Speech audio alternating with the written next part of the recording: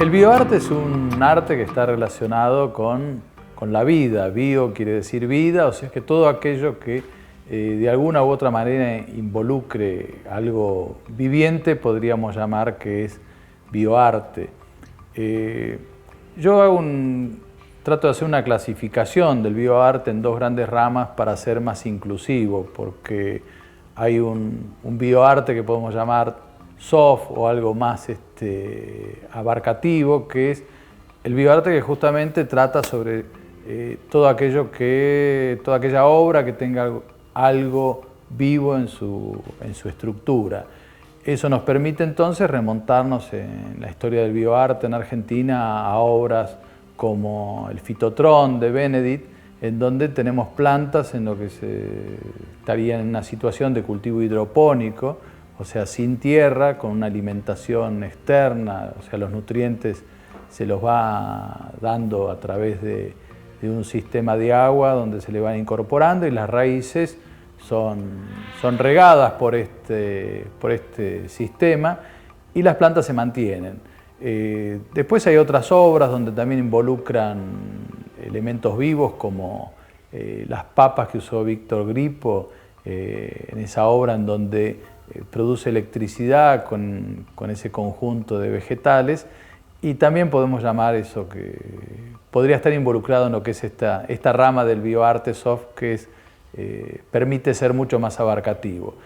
Ya yendo a un terreno mucho más exacto, algo mucho más ortodoxo en el bioarte, existe el bioarte hard como trato de definir, en donde las obras involucran procesos ya más complejos, o sea, se tiene en cuenta la biotecnología, el cultivo tisular, o sea, el cultivo de tejidos, y con ello se desarrollan obras que pueden ser de diversa, digamos, variedad, como pueden ser obras transgénicas, en donde se ha hecho algún tipo de modificación genética para obtener un organismo diferente al que lo originó, obras, digamos, seres que se llaman semivivos, donde a través de un conjunto de cultivos yo puedo armar un cierto organismo que necesita de una asistencia externa para poder subsistir. Hay obras también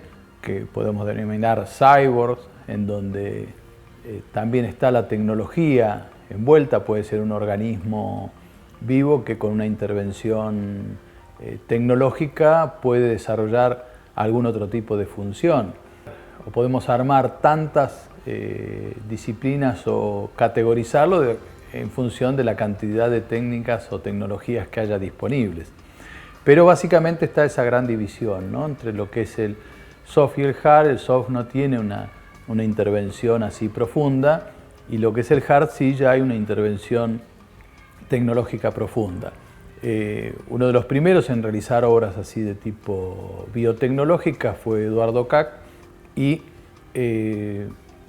digamos, hay obras que algunas sumamente emblemáticas, que pueden ser o no cuestionables desde el punto de vista artístico-científico, como la coneja alba, que el objetivo de Kac fue en su momento mandar a un laboratorio para que a través de la intervención genética de la estructura del ADN de un conejo combinada con un gen fluorescente de una medusa, se lograra un conejo en última instancia que pudiera tener fluorescencia como lo tienen las medusas justamente.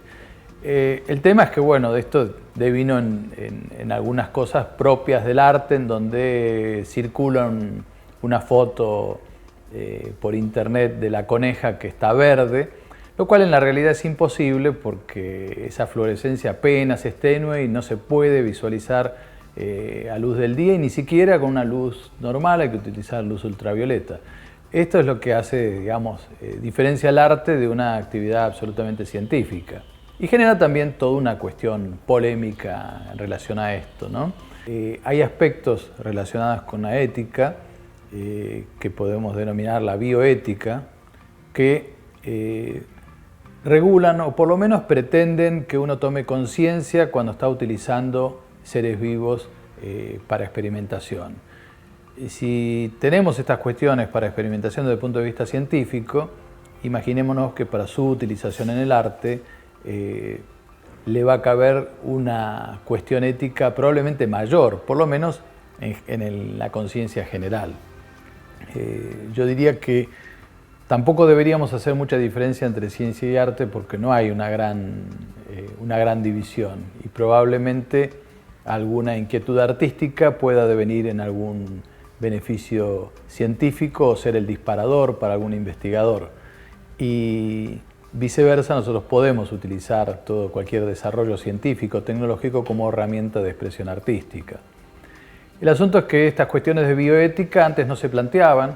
Nosotros, los seres humanos, no teníamos inconveniente en talar 5 kilómetros cuadrados de árboles en un día si eso era beneficioso para hacer, ni siquiera para resolver el hambre en el mundo, sino para hacernos nuestra casa cómoda. Eso ha pasado, se ha quedado bastante en el pasado, y a partir de principios del siglo XX empiezan a aparecer estas cuestiones de bioética, en donde aparece por primera vez este concepto en Alemania, basado fundamentalmente como una derivación de los imperativos éticos, los imperativos morales de Kant. Las herramientas que se toman así como herramientas de expresión artística están basadas en herramientas tecnológicas que son de uso cotidiano. Si nosotros usamos un pincel, ese pincel también tiene una aplicación en distintas actividades industriales hasta que lo utilicemos para pintar nuestra casa. En el caso de la biotecnología y el cultivo tisular, todos estos que son herramientas de ciencia dura, tienen su aplicación en cuestiones que tienen que ver con beneficios para la sociedad, para mejorar la calidad de vida. Por ejemplo, la transgénesis tiene que ver con ese cambio que se puede producir en ciertos seres con beneficios que aún no están probados en muchos casos, sobre todo las contras, porque todo lo que es modificar un ser vivo genera un cuestionamiento. Hace muy poco que digamos, la ciencia tiene conocimiento del ADN. O sea, el ADN es algo muy nuevo para la sociedad. Se conoce hace poco, más de 50 años, cuál es la estructura del ADN, y recién hace algunos años que se está descifrando ese código genético. Al descifrar el código genético, yo puedo tener la capacidad de modificarlo. ¿Y para qué modifico entonces un elemento, un ser vivo? Y yo modifico la soja, por ejemplo, para que sea resistente a un determinado herbicida. Entonces, si yo aplico herbicida al cultivo, todo el resto de la maleza va a desaparecer y la soja va a quedar sola ahí, haciendo uso de todos los nutrientes que tiene en el suelo y de esa forma creciendo más rápidamente, más fuerte y con un mayor rendimiento. También podemos hacer una técnica de clonación. La técnica de clonación es cuando yo saco de un ser vivo toda la información genética para reproducir otro ser. O sea, ¿qué significa? No necesito un padre y una madre para reproducir un nuevo ser, sino que puedo hacerlo con toda la información genética de una sola persona. En ese caso, al ser la información igual, estoy produciendo un clon. Toda esa técnica para la clonación es una técnica muy similar a la que se utiliza para fertilización asistida, cuando alguien quiere, digamos, garantizar que alguien pueda tener un hijo y por unas cuestiones biológicas hay una imposibilidad. Entonces, todos esos equipos que se utilizan, que son micromanipuladores, porque se trabaja a nivel celular, con un microscopio, con unas agujas con muchísima precisión, me permiten a mí extraer información genética, modificar,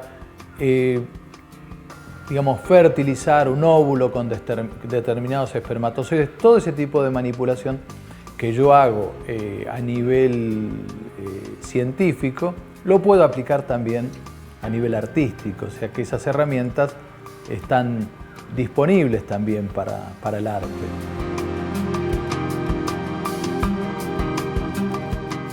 Mi formación profesional es en en la ingeniería, básicamente en la ingeniería industrial.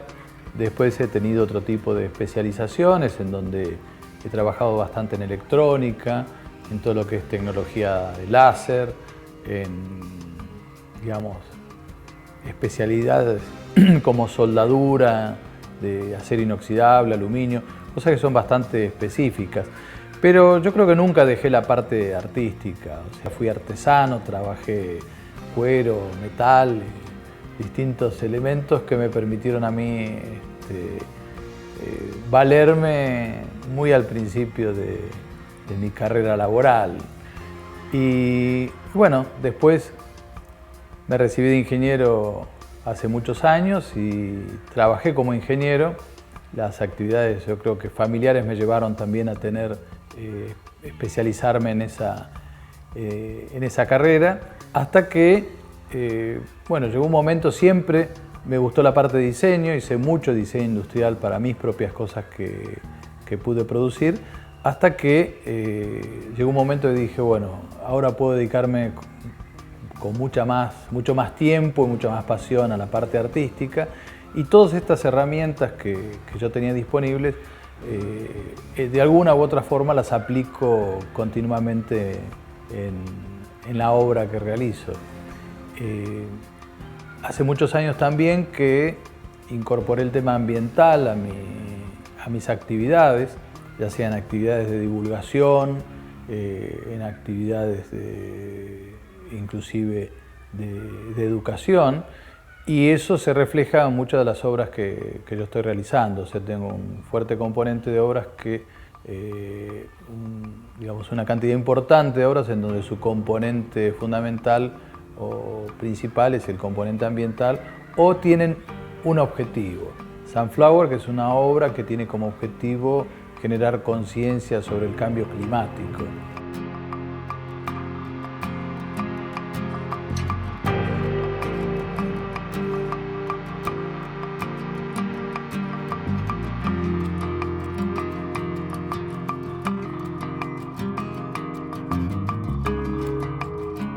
Sunflower es autosustentable porque sus paneles solares generan la energía necesaria para su operación y funcionamiento, tratando de dar una imagen también coherente con el mensaje que quiere transmitir. El proyecto Biosfera es un proyecto ambiental que tiene como objetivo generar conciencia sobre la fragilidad de nuestro planeta.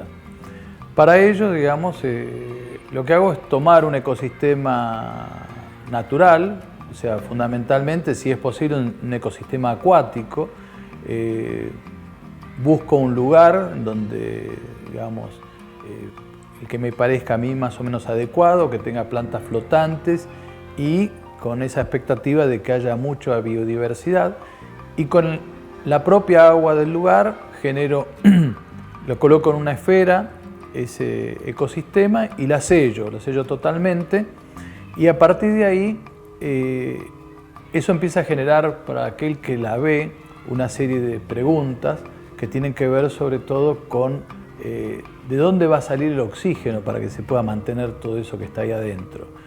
Entonces uno podría contestar todos los procesos complicados y ciclos que se están dando dentro de esa esfera, pero yo creo que lo más adecuado es contestar con otra pregunta y decir, bueno, ¿de dónde sale el oxígeno de nuestra Tierra? O sea, en una escala infinitesimal, esa esfera con todo ese ecosistema adentro está representando nuestro propio planeta, del cual no puede ni entrar ni salir oxígeno, sino que lo tenemos que generar nosotros. O sea, el propio sistema genera su oxígeno. Y a partir de ahí, bueno, aparecen todas estas preguntas generadas por este proyecto. La idea es que uno tome conciencia a través de esas preguntas que se puede hacer y tal vez tenga respuesta o no para todas o para alguna de ellas. El proyecto está dividido en 3 partes. Una parte son las esculturas vivientes que se colocan en lugares públicos como museos, centros culturales, espacios públicos comerciales, pueden ser centros de ciencias, donde haya público que pueda acceder, mirar qué es lo que está pasando y tener a veces ese pequeño impacto de conciencia que le pueda cambiar, digamos, su forma de pensar. Después hay una segunda instancia de este proyecto, que son unas pequeñas biosferas que tienen unos 7 centímetros de diámetro y se entregan a formadores de opinión con el concepto de que el mundo está en sus manos. Esta es un poco la idea de este pequeño mundo que está acá, que podemos ver que están adentro todo el ecosistema y al entregarle a aquellos formadores de opinión se está diciendo, bueno, el mensaje es ese, ¿no? O sea, todos somos responsables de lo que pasa en el planeta, pero algunos tienen una capacidad de decisión y de transformación que es mucho más importante. Entonces el objetivo es que aquellos que tienen ese compromiso puedan recibir este pequeño mundo a su cuidado. Después, una tercera instancia es el proyecto educativo en sí, que tiene que ver con llevar este proyecto a las escuelas, a distintos lugares, a docentes que son multiplicadores del conocimiento y que puedan estudiar qué es lo que pasa en una biosfera y trabajar ellos mismos su propia biosfera, o sea, generar sus propios mundos y ver cómo evolucionan. Y ahí aplicar un poco el método de observación científica, ver qué modificaciones se producen y de qué depende. Y de esa forma tomar conciencia un poco más justamente de la fragilidad de nuestro planeta y que el planeta está en nuestras manos.